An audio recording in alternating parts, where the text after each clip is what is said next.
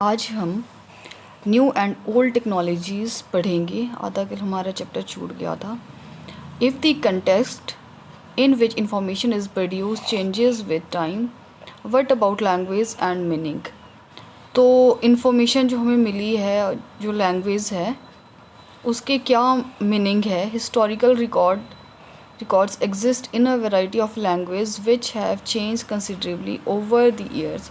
जो भी हिस्टोरियंस ने जो भी रिकॉर्ड्स उनको मिले हैं वो टाइम टू टाइम जो है वो चेंज होते रहे हैं। Medieval Persian for example is different from modern Persian. जो मेडिवल पर्शियन था वो मॉडर्न पर्शियन से बिल्कुल डिफरेंट है। The difference is not just with regard to grammar and vocabulary, the meaning of words also change over the time। जो for example जो है difference यही नहीं आया है कि ग्रामर और वोकेबलरी में ही चेंज हुआ, नहीं, जो मीनिंग भी है उन वर्ड्स के ओवर द टाइम वो भी चेंज हुए हैं। Take the term Hindustan for example, today we understand it as India, the modern nation state.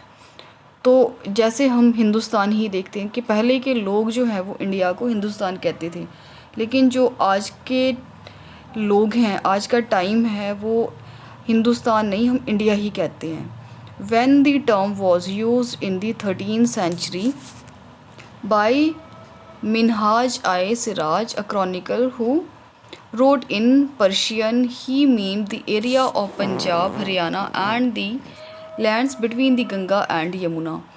जो क्रॉनिकलर मिनहाज आय सिराज थे 13th सेंचुरी के, उन्होंने हिंदुस्तान किसको बताया? वो कहते थे कि जो पंजाब, हरियाणा और इसके साथ में जो गंगा और यमुना के बीच में जो भी लैंड है वो जो है वो हिंदुस्तान के अंडर आती है। He used the terms in a political sense for land that were a part of the dominion of Delhi सल्तनत। तो उन्होंने इस टर्म को पॉलिटिकल सेंस से यूज़ किया कि जो जिस लैंड पे दिल्ली सुल्तान ने अपना हक जमाया या कब्जा किया था, वो एरिया जो है वो हिंदुस्तान था। The area included in this term shifted with the extent of the sultanate, but the term never included South India। तो जो ये एरिया है वो सल्तनत के एरिया के साथ, उनके साथ में जो शिफ्ट हो गया, उनका जो एरिया था उनके साथ में वो अटैच हो गया, पर इसका मतलब ये नहीं है कि जो साउथ इंडिया है वो भी शिफ्ट हो गया, नहीं। By contrast, in the early 16th century Babur used Hindustan to describe the geography. जो बाबर थे 16th सेंचुरी में थे वो, तो उन्होंने हिंदुस्तान यूज़ किया था जोग्राफी के लिए। द फोना and the culture of inhabitant of the sub continent. तो जो बाबर थे उन्होंने यूज़ किया कि जो फोना मतलब जो एनिमल्स वगैरह है या उनका कल्चर है, जो लोगों का कल्चर है वहाँ सब कॉन्टिनेंट में जो रहते हैं, उनको बताया उन्होंने कि हिंदुस्तान उसको रिप्रेजेंट करता है।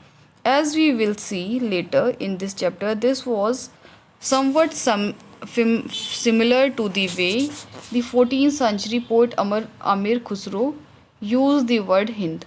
While the idea of a geographical and cultural entity like India did exist, the term Hindustan did not carry the political and national meaning which we associate with it today। Historians today have to be careful about the terms they use because they mean different things in the past। Take for example a simple term like foreigners। ऐसे ही हम कई words देखेंगे, जैसे foreigners जो हैं वो it is used today to mean someone who is not an Indian। आज के टाइम में हम foreigners उनको कहते हैं जो कि इंडिया से बिलोंग नहीं करता, जो इंडियंस नहीं है। But the in the medieval period of foreigner was any stranger who appeared से इन अ गिवन विलेज। तो उस टाइम जो मिडिवल पीरियड थे उसमें फॉरनर्स उनको कहते थे जो स्ट्रेंजर थे। कोई भी जैसे गांव है उसमें कोई स्ट्रेंजर आ गया तो उनको कहते थे कि ये लोग जो हैं वो फॉरनर है, बेशक वो इंडिया के ही हैं, बट वो उन जो वो स्ट्रेंजर आया वो उसको जानते नहीं है, तो स्ट्रेंजर क्या है, फॉरेनर ही बन जाता था उस टाइम में। Someone who was not a part of that society और कल्चर, मतलब मोटा मोटा देखा जाए तो वो इंसान होता था वो जो उस सोसाइटी या उस कल्चर से जो बिलोंग ही नहीं करता था। A city dweller therefore might have regarded a forest dweller as a foreigner. तो ये कहता है कि एक सिटी ड्वेलर जो है वो फॉरेस्ट ड्वेलर हो सकता है, फॉरेनर, ठीक है। But two peasants living in the same village were not foreigners to each other. अब दो किसान है, पीजेंट है, फार्मर हैं, वो सेम विलेज में रहते हैं लेकिन वो एक दूसरे के लिए फॉरेनर नहीं हो सकते, even though they might have had different religious और कास्ट बैकग्राउंड। बेशक वो अलग कास्ट से है, अलग अलग उनका रिलीजन है, तो भी वो एक दूसरे के लिए फॉरेनर जो है वो नहीं होंगे। Historians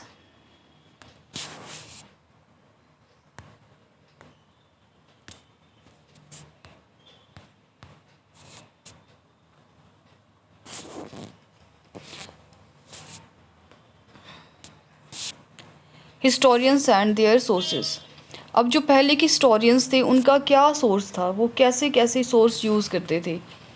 Historians use different types of sources to learn about the past depending upon the periods of their study and the nature of their investigation. Last year, for example, you read about rulers of Gupta dynasty and Harshvardhan. In this book, we will read about the following 1000 years from roughly 700 to 7050.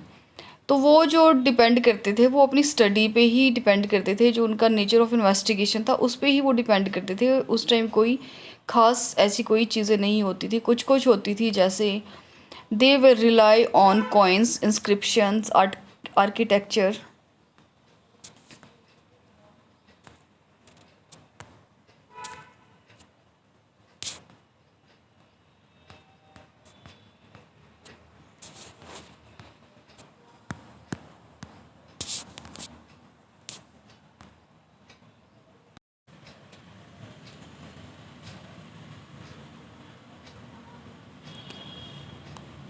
तो वो लोग rely करते थे, देखो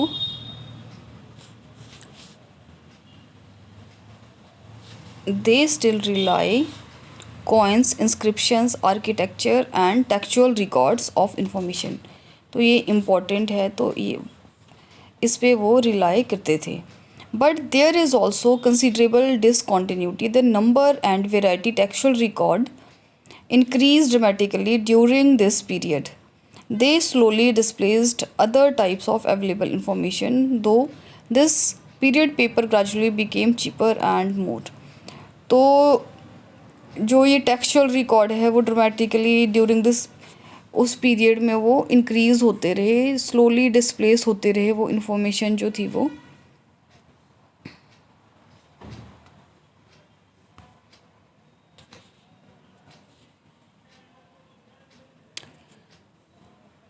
ये यहाँ लिखा है the value of paper, compare the following. In this middle of the 13th century, a scholar wanted to copy a book, but he did not have enough paper. So he washed the writing of a manuscripts he did not want, dried the paper and used it. तो पहले के लोगों के पास इतने pages नहीं होते थे, उनके पास इतनी कॉपीज़ नहीं होती थी कि वो बार बार जो है वो कुछ भी चीज़ उसमें ऐड कर सके थे। तो क्या करते थे वो, कोई उनके पास जो पुरानी उनकी कॉपी पड़ी होती थी तो वो उसको धोते थे, मनुस्क्रिप्ट्स। He watched the writing of a manuscripts he did not want, dried the paper and used it. A century later, if you bought some food in the market, you could be lucky and have the shopkeeper wrap it for you in some paper. तो कुछ बाद century के बाद क्या हुआ कि कुछ food लेते थे अगर मार्केट से, तो जो शॉपकीपर थे वो रैप करके दे देते थे कुछ पेपर में। When was paper more expensive and easily available in the 13 और 14 सेंचुरी। कब हुआ ये, कब हुआ होगा कि जो ये पेपर जो थे 13-14 सेंचुरी में कब पेपर जो है वो ईज़िली अवेलेबल होने लगे।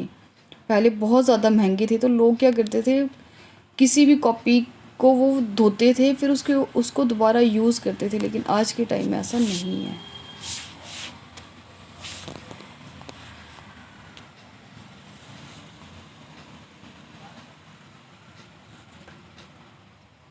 People used it to write holy text, chronicles of ruler, letters and technique of sons, petitions and judicial records. तो जो वो पहले के रिकॉर्ड्स थे, तो किस लिए यूज़ करते थे, वो क्यों लिखे जाते थे, किस लिए करते थे, तो people used it to write holy text के लिए, क्रॉनिकल रूलर्स के लिए, और लेटर लिखना होता था, उन्होंने कोई टेक्निक्स लिखनी होती थी संत की, या कोई उन्होंने पिटिशन लिखनी होती थी, या जुडिशियल रिकॉर्ड, ये सारे जो है वो आप कर सकते हो। ये इसके लिए ये यूज़ करते थे ये जो पहले के थे। Manuscript were collected by wealthy people. जो मनुस्क्रिप्ट्स होते थे, मनुस्क्रिप्ट ऐसे ही थी जैसे अभी हमारी होली गीता है, महाभगवत गीता है, जो वैसी ही थी वो।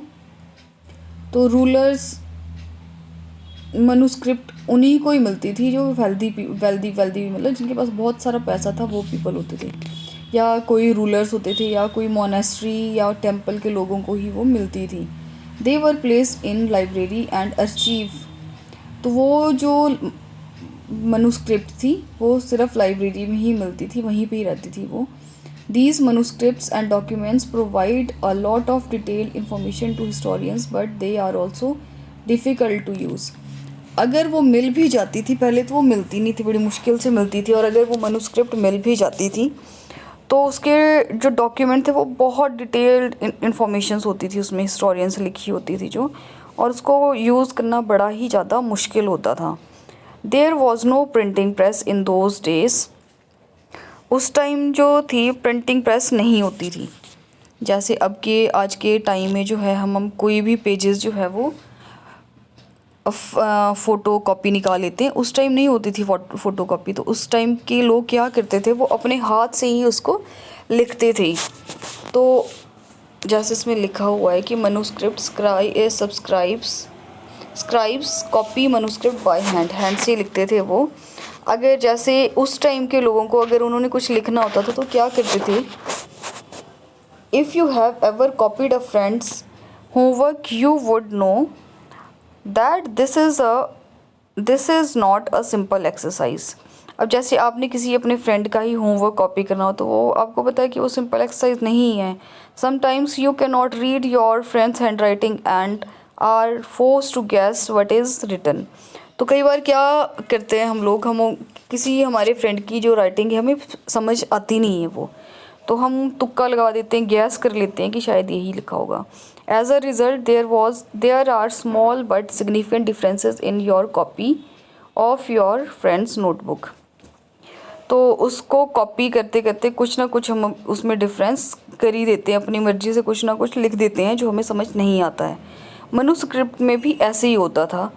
As scribes copied manuscripts, they also introduced small changes, a word here, a sentence there.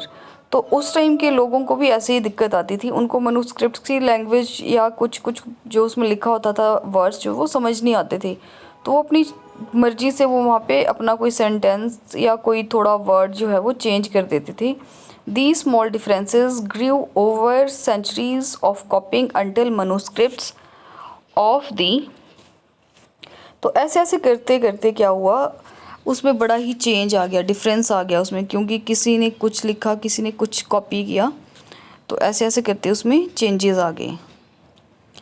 तो same text became substantially different from one another. तो सारी कॉपीज़ जो एक दूसरे से वो डिफरेंट हो गई। This is a serious problem because we rarely find the original manuscripts of the author today. अब उसकी क्या प्रॉब्लम हुई कि अब हमें ये एक्चुअल पता ही नहीं है कि जो ओरिजिनल मनुस्क्रिप्ट है वो कौन सी है, कौन से ऑथर ने लिखी थी और कौन सी है आज के टाइम में। We are totally depended upon the copies made by latest scribes. आज की जो अभी हम मनुस्क्रिप्ट्स पढ़ते हैं वो क्या हैं, वो जिन्होंने कॉपी कर रखी है हम पूरी उस पर ही डिपेंडेंट है। As a result historians have to read different manuscripts version of the same text to guess what the author had originally written। तो हिस्टोरियंस उसी पे ही डिपेंडेंट करते हैं जो अभी उनके पास उनके ओरिजिनल रिटन है।